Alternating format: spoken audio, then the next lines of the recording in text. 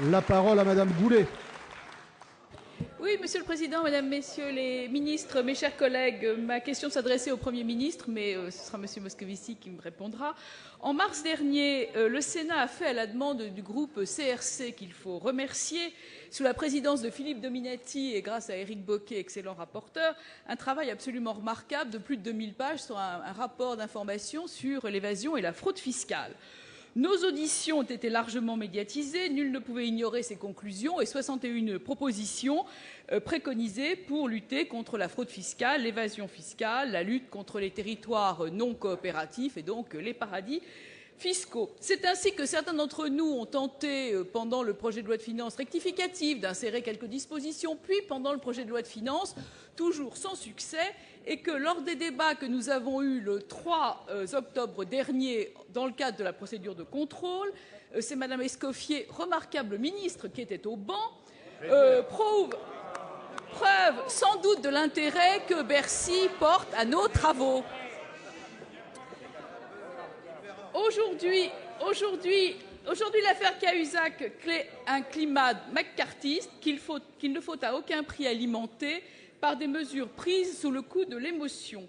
La question de la fraude fiscale, amalgamée à celle de la moralisation de la vie publique, crée un climat délétère, regrettable à l'égard de tous les élus, qui, dans leur très grande majorité, ont le sens de l'État et de l'intérêt général et dont l'activité, il faut le savoir, est déjà très encadrée.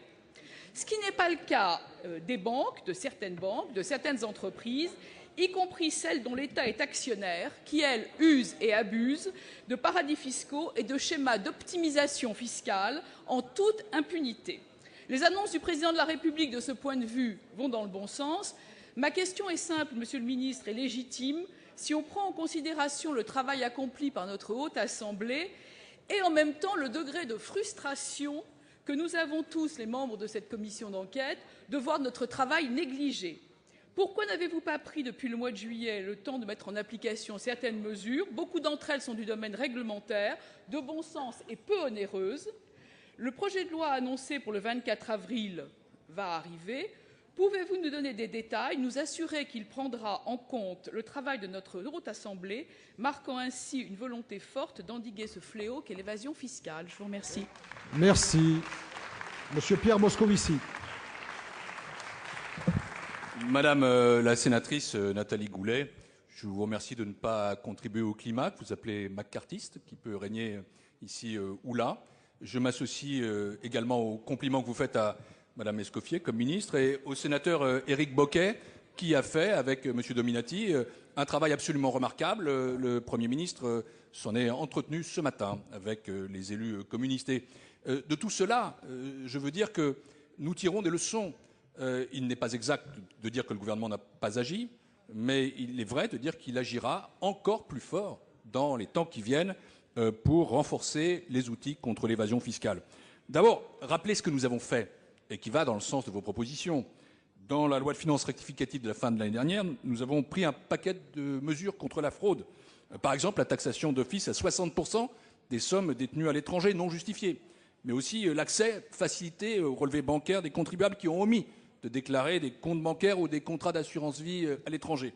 Et de tout cela, nous tirons un objectif, c'est d'accroître, et ça a été voté d'ailleurs, d'1 milliard le rendement de l'action des services fiscaux au moyen de ces nouveaux dispositifs. Il faudra aller plus loin et vos propositions y contribuent évidemment. Je pense à la lutte contre le blanchiment qui est fondamentale. Dans le cadre de la loi bancaire, nous avons pris, vous étiez là, je m'en souviens fort bien, une décision forte s'agissant des paradis fiscaux. Le président de la République a annoncé hier qu'il souhaitait que ce soit étendu non seulement aux banques, mais à l'ensemble des entreprises. Et il faudra encore aller plus loin.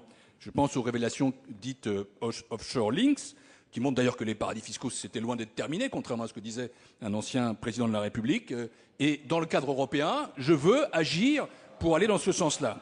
Concernant le secret bancaire, qui est un sujet sur lequel vous vous êtes également penché, on voit bien qu'il est en train de chanceler, qu'il est attaqué de tous côtés, et à juste titre. L'initiative que j'ai pu prendre avec mes collègues ministres des Finances des principaux pays de l'Union européenne vont dans ce sens. Elles ont déjà reçu un appui du commissaire en charge, le commissaire Šemeta, mais pas seulement de lui. Et je constate qu'il y a des mouvements qui se font déjà au Luxembourg ou en Autriche, pays qui ont été extrêmement restrictifs. Et tout ça débouche pour moi sur la proposition que j'ai faite d'un FATCA, pardonnez-moi cet acronyme européen, c'est-à-dire un échange automatique d'informations.